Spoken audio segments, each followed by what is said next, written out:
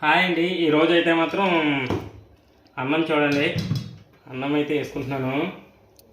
ఎంత మీకోసమే నేను చేస్తున్నాను. అసలు మైండ్కి నా మతి అంతా బయటికి వెళ్తుంటే అసలు మైండ్ అయితే పనిచేయట్లేదు. రోడ్ల మీద వెళ్తుంటే జనాలు అయితే మా స్పీడ్గా వెళ్ళిపోతున్నారు పక్క నుంచి. చాలా భయం అయితే వేసింది నాకైతే. ఈరోజు ఇంకో చూడండి, చేపల కూర తెచ్చానండి మీకోసం.